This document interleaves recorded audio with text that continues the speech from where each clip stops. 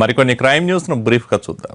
జోగులాంబ గద్వాల జిల్లా వట్టేపల్లిలో ఓ నగల దుకాణంలో భారీ చోరీ జరిగింది. 20 లక్షలకు పైగా నగలు ఎత్తుకెళ్లారని బాధితుడు చెబుతున్నాడు. నగల దుకాణం వెనక నుంచి డోర్ పగలకొట్టి షాపులో ఉన్న 1/2 కేజీ బంగారం, 50 కేజీల వెండితో పాటు 55,000 నగదు ఎత్తుకెళ్లారు దొంగలు. నల్గొండ జిల్లాలో కంప్యూటర్ చోరీలకు పాల్పడుతున్న వ్యక్తిని మిర్యాలగూడ పోలీసులు అరెస్ట్ చేశారు. అనుమానాస్పదంగా తిరుగుతున్న వ్యక్తిని అదుపులోకి తీసుకుని విచారించడంతో చోరీల బాగోతం బయటపడింది. అతడి నుంచి 4,60,000 విలువైన కంప్యూటర్లు స్వాధీనం చేసుకున్నారు. అనంతపురం జిల్లా గుత్తిలో ఇంటర్ స్టూడెంట్ సాయి మేఘన ఆత్మహత్య చేసుకుంది. కర్నూలులో ఓ ప్రైవేట్ కళాశాలలో ఇంటర్ చదువుతున్న మేఘన ఆరోగ్యం సరిగ్గా లేకపోవడంతో ఇంటికి వచ్చేసింది. తీవ్రమైన కడుపు నొప్పితో విద్యార్థిని ఆత్మహత్య చేసుకుందని చెబుతున్నారు.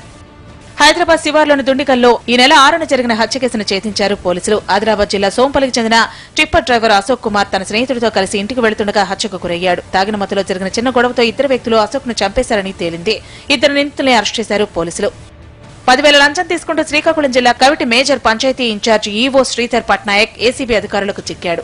ఇంటి ప్లాన్ మంజూరు చేయడం కోసం 20,000 లంచం డిమాండ్ చేసిన పట్నాయక్ చివరకు 10,000కు బేరం కుదుర్చుకున్నాడు. కార్యాలయంలోనే లంచం తీసుకుంటుండగా ఏసీబీ అధికారులు పట్టుకున్నారు. చిత్తూరు జిల్లా శ్రీకాళహస్తిలో అక్రమంగా తరలిస్తున్న బియ్యాన్ని సీజ్ చేశారు అధికారులు. తొట్టంబేడు నుంచి లారీలో తిరుపతికి అక్రమంగా బియ్యం తరలిస్తున్నారని అధికారులకు సమాచారం అందింది. వెంటనే తనిఖీలు చేసిన అధికారులు 10 టన్నుల బియ్యాన్ని స్వాధీనం చేసుకుని లారీని సీజ్ చేశారు. ఇద్దరిని అదుపులోకి తీసుకున్నారు.